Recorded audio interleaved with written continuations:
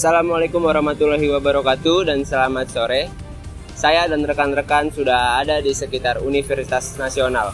Tujuan saya di sini, saya akan mewawancarai warga sekitar mengenai penerapan nilai-nilai Pancasila dalam etika berbisnis. Apa pengaruh nilai-nilai Pancasila dalam etika berbisnis?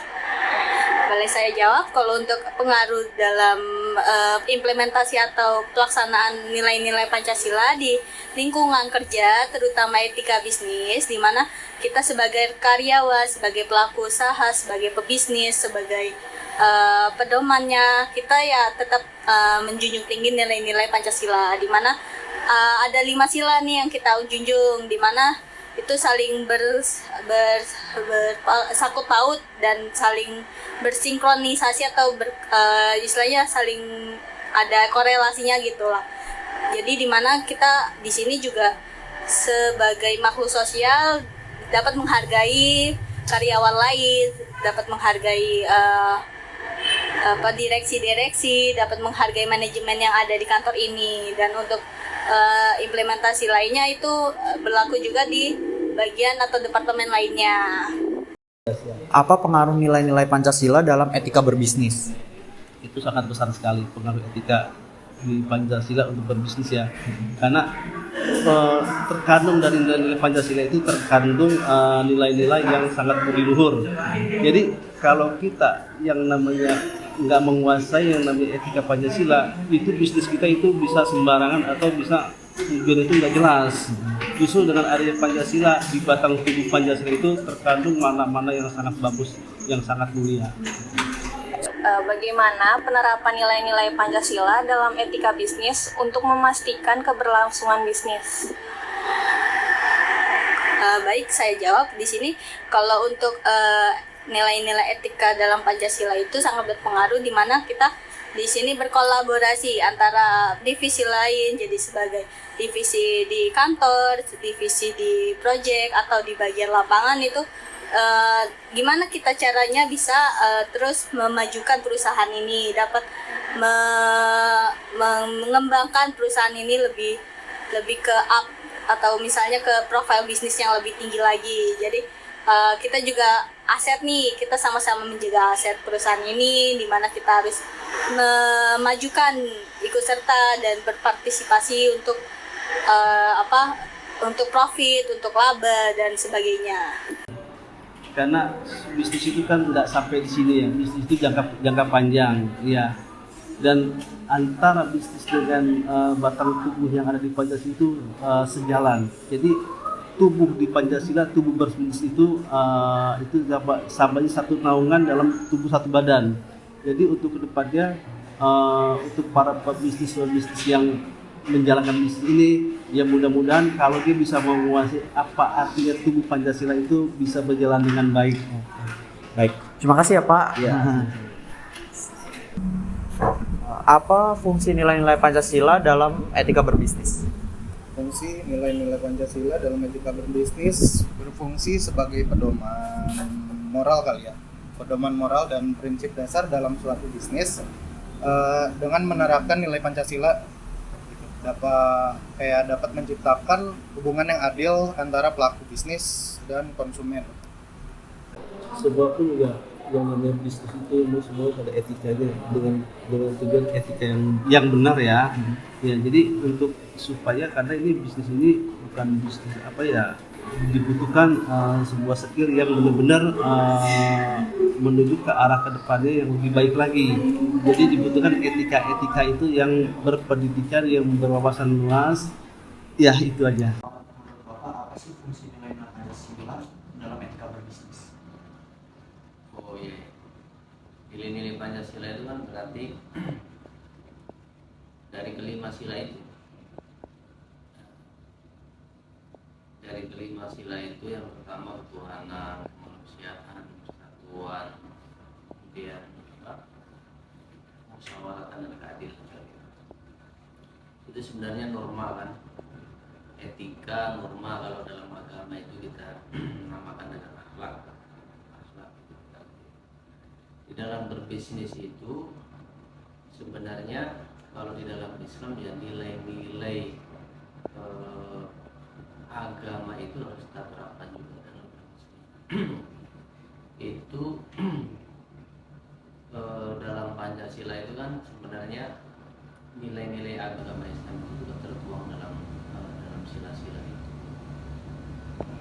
Kalau kita aplikasikan satu persatu ya itu agak panjang yang penjelasannya, tapi secara umum bahwa menerapkan nilai moralitas, etika, akhlak dalam berbisnis itu sangat diperlukan.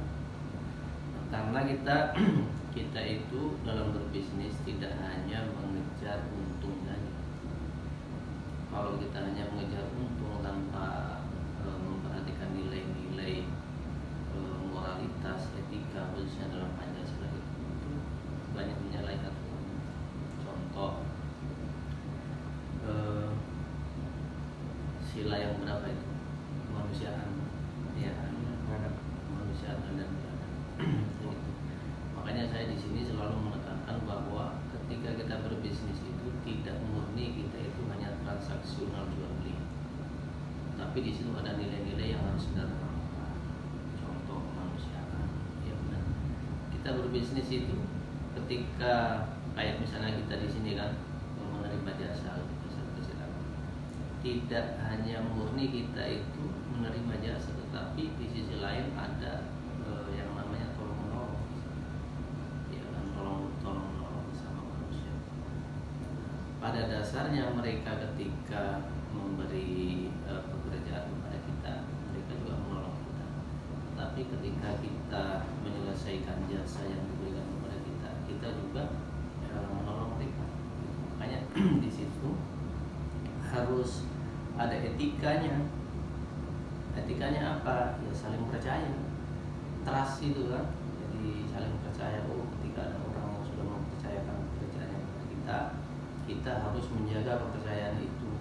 Kita selesaikan dengan baik, dengan kualitas yang bagus, dengan waktu yang tepat, supaya tidak mengecewakan. Nah, itu ada timbang balinya, etikanya di situ. Kita tidak boleh dalam jual beli itu dalam Islam itu kan tidak boleh saling membohongi, iya kan?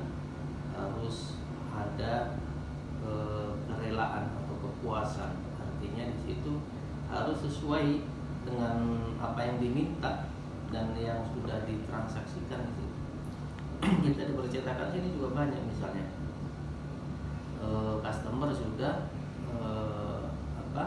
transaksi sama kita dengan spek yang sudah ditentukan, misalnya kertasnya gramaturnya sekian, lebarnya sekian, ya kan, kualitasnya seperti yang sudah ditetapkan.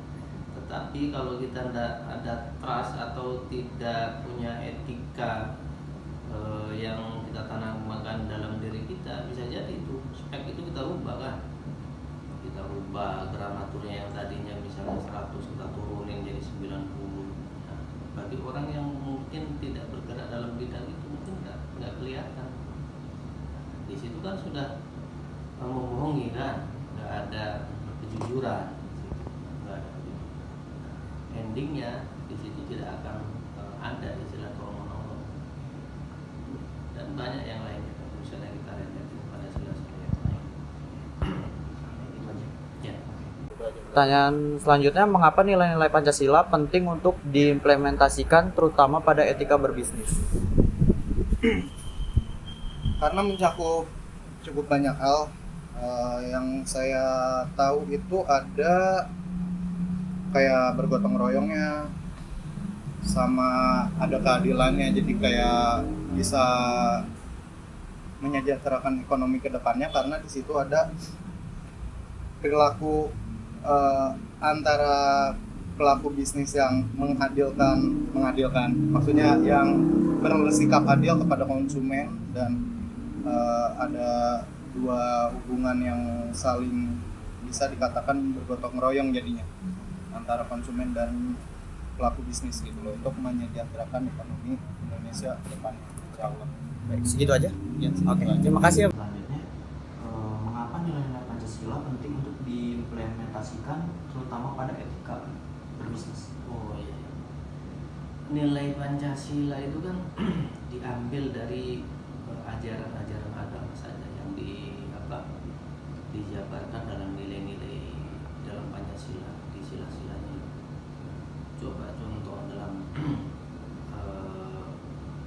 sila pertama Tuhan Yang Maha Esa kan ada.